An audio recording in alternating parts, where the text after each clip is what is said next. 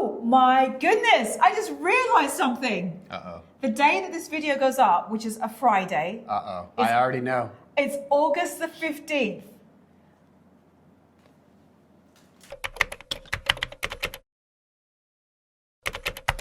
Okay, so the only reason we're doing this is because it is our 15-year wedding anniversary, which was on Sunday. Congratulations. Just passed. Congratulations. Wow. Oh, your makeup. Looks What? cool. You just noticed. Yeah. I know you noticed it. No, I didn't notice it. Like the blue. Wow. I love it. Yeah, I like the little subtle of the green, like In the middle, yeah. I'll Anyway, do like a little. Sorry, guys. Sorry. I'll list below what makeup that I have on because we was doing some shoot earlier, and not look.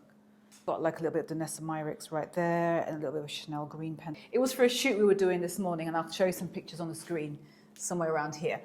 But anyway, so a few of you have still asked, like the story of how we met, and I feel like the first time I did this video was a good 5 years ago, so I thought I would just do a recap. We are in St. Lucia, by the way, in case you hadn't noticed by the background. We're back.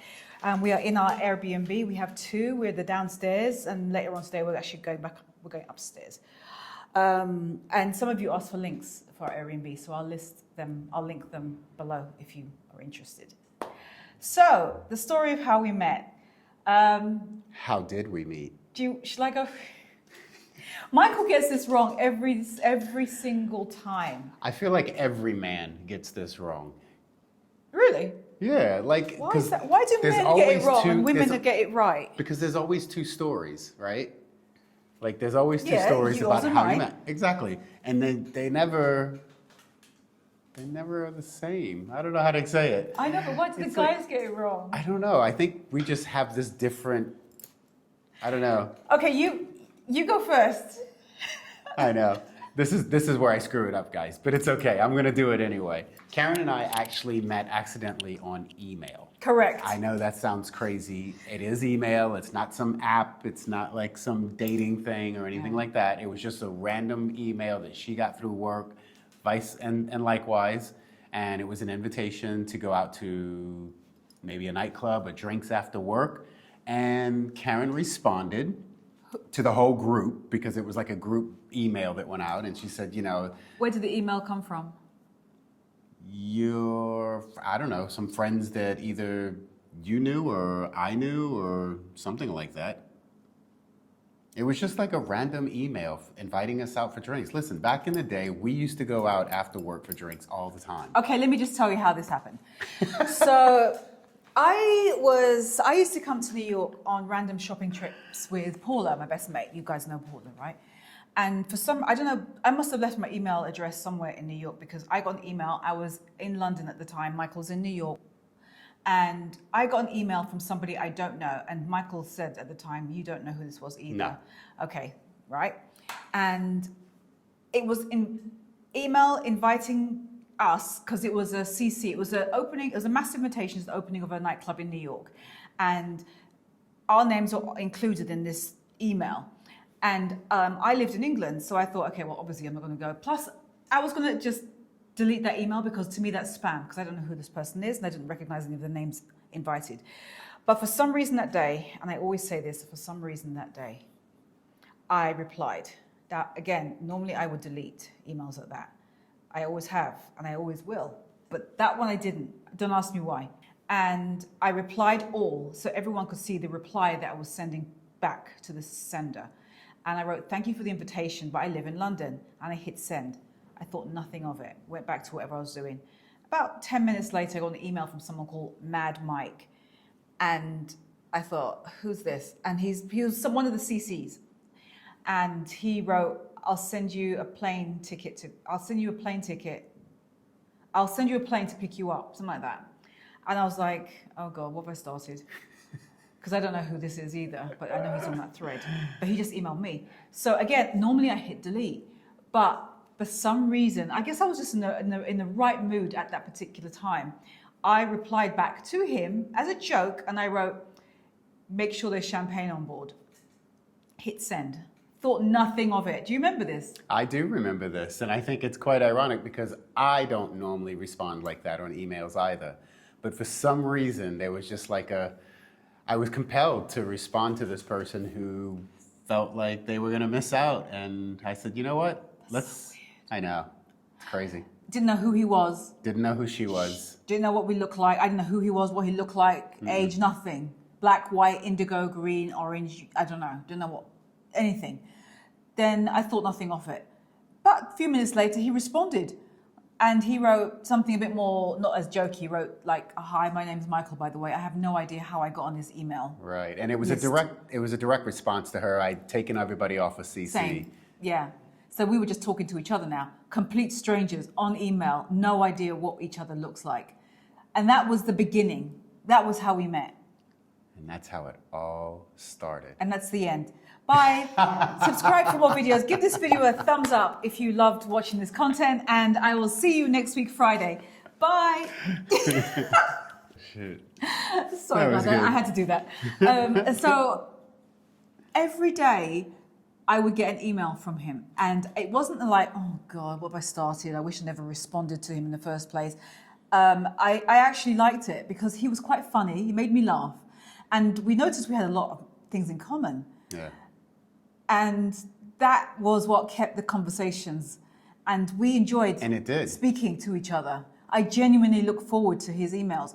Didn't know what the guy looked like. From one day to the next, and then eventually it was like weeks, 1 week months. after the next week, and then Yeah. And then one day he said, I don't know who said it, but we said we should exchange pictures because we didn't know what we look like. So I sent him a picture. Did we do the picture first, or did we do the phone call? I think we did the phone call first. Okay. Because I remember saying to Karen, I have no idea what you sound like. And I think you said the same thing. And then I said... So I picked up the phone. Yes. So I asked for his phone number. He gave me his phone number. I literally called him. Yeah. But it was a really quick call. It's less than 20 seconds. It was very, very fast because it's overseas. And he picked up the phone. He obviously said like, hello. And I heard this incredible British accent. Oh my God. I thought lost his it. voice, I just thought, oh my God, his voice is so deep. You love my voice, I love yours. But I'm not the only person because you told me people have said that about your voice before. Yes. See? And my cousin Anna, she said that about you. She said, oh, he's got a nice voice. You still look at me. You're funny. Forgot what I was saying. So the email. We were talking about... Yeah, we were talking. Yeah, so we talked the really phone briefly. call started, And it was then very brief. Then and it then we switched hung up. to photos. And then it switched to photos. So we exchanged photos. I sent a picture of me with very short hair. It's like the length of my pinky finger. I remember exactly the photo I sent to him. And then he sent a photo of himself, and he had blonde tips on his hair. He used to dye his hair blonde. Don't ask. No, don't. And I saw the picture, and I was like, okay. I wasn't like, oh my God, it's so hot. And I didn't also think, oh my God, he's so awful. I just thought, okay, yeah. Kind of maybe what I thought. I had a feeling he was white, just from the conversation. I don't know, I just had a feeling. I didn't know for sure, I wouldn't bet money on it, but I just had a feeling. But that was it. I had no idea. So saw the picture. We still continued to talk on email, phone calls, because it moved from just on emails to phone calls. And we talked all the time. Evenings, late night. Because I'm ahead than New York. So so I would be talking late into night. One day he called me and we spoke my entire night. I never went to bed. We talked the entire time. So every day we would just talk long hours on the phone. We never ran out of things to talk about. It was just an ongoing conversation. And then eventually, after several months, I'm talking beyond 5, 6, 7.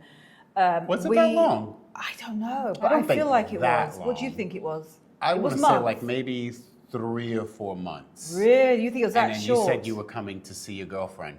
Yeah, Lorraine, my friend at the time, she lived in Brooklyn, and we agreed that we should meet in person. Yes. We have a discrepancy on the time of when. He thinks it was like 3 to 4 months. I think it was longer than that. But point is, under a year of talking all the time, every day, we said we should meet up. And she flew. I met him at JFK Airport. That's where I actually met him physically for the very first time.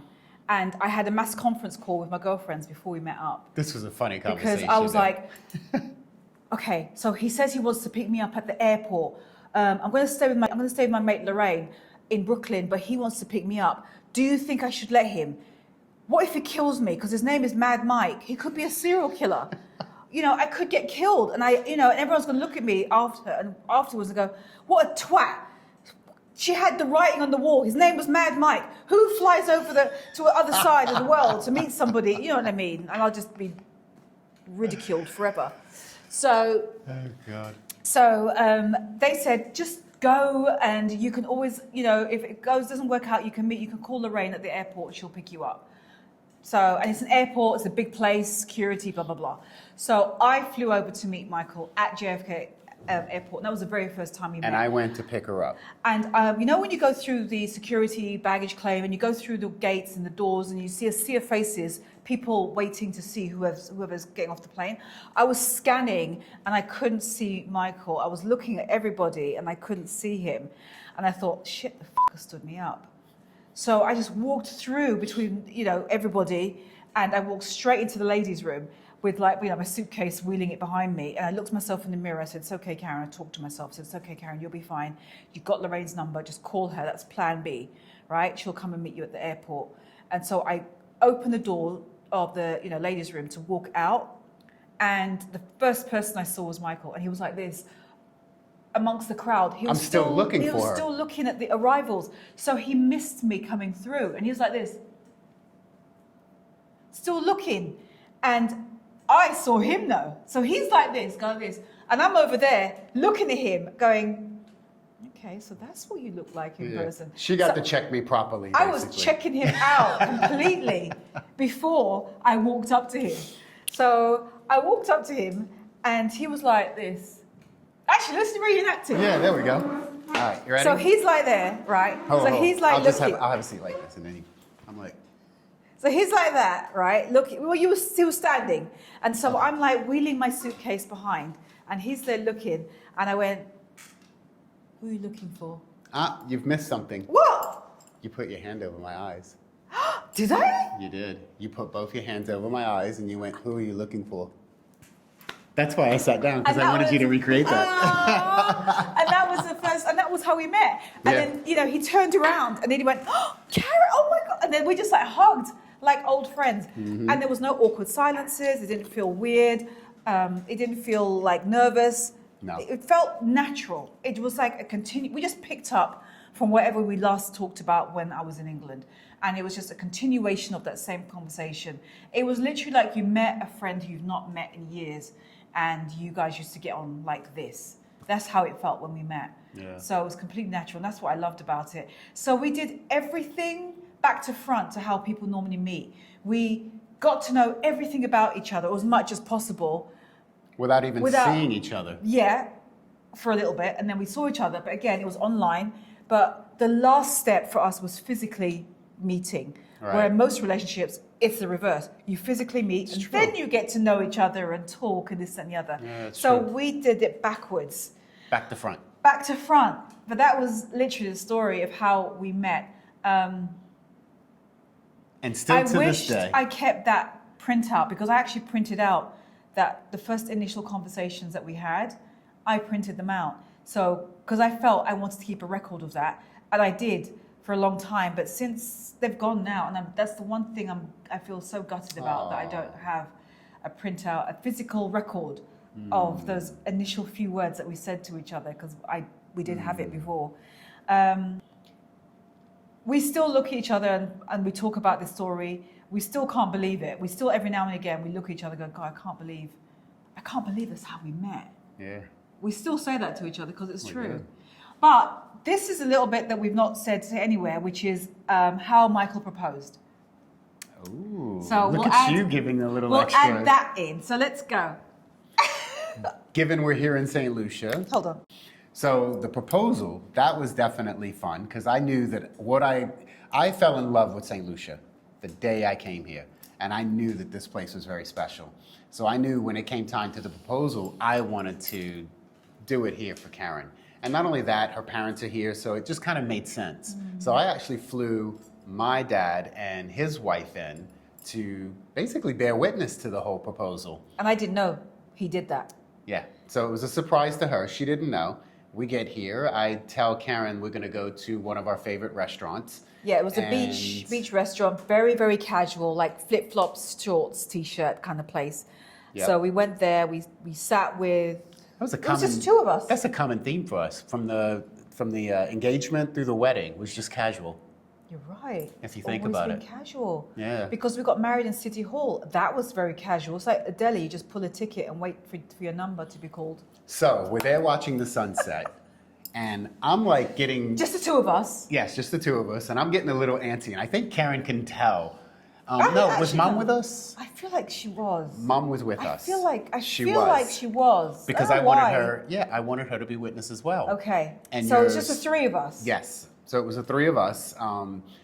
And then I knew that my dad and his wife were going to be showing up. So I just kind of kept looking over the shoulders thinking, all right, whenever they show up, that's when I'm going to do it. I was so anxious and eager to And then they came in. do the proposal. Yeah. So they came in. And I couldn't believe it because I looked and I saw his dad walking towards me and, you know, his wife. And I was like, wait, What are you doing in St. Lucia? that looks like your dad. And I kept staring at him and went, God, that man really looks like your dad. And he kept coming, but he was looking at me and smiling. I was like, that is him. Surprise. And then, like, you know, we hugged and everything. And I Yes. couldn't believe I was in shock that they were here. So Michael timed it so they would like fly in and meet us at this restaurant at that time. So they sat down, we all sat, you know, they joined us at the table basically. And did you want to go on? What you do? Yeah, Let's go no, on. I was just gonna say, I was so excited. I couldn't, after I got like, everybody did all their introductions and stuff, I was just like, oh, I can't wait anymore. I was just like so excited. I immediately got up, got on my knee. You didn't get on your knee. Claudette told you to. What do you mean I didn't get on my knee? You didn't. Because what happened, this is what Here happened. we go. See, man's version is not His the same. stepmom, Claudette, Yes. she could see that, you know, Michael, well, I don't know if you said anything. I was just nervous. He took out the box with the ring in and he opened it up in front of me and I was like, and then Claudette said, well, you get down on your knees, man. If you're gonna like, you're gonna propose, if it's gonna be a proposal, you're gonna get down on your knee.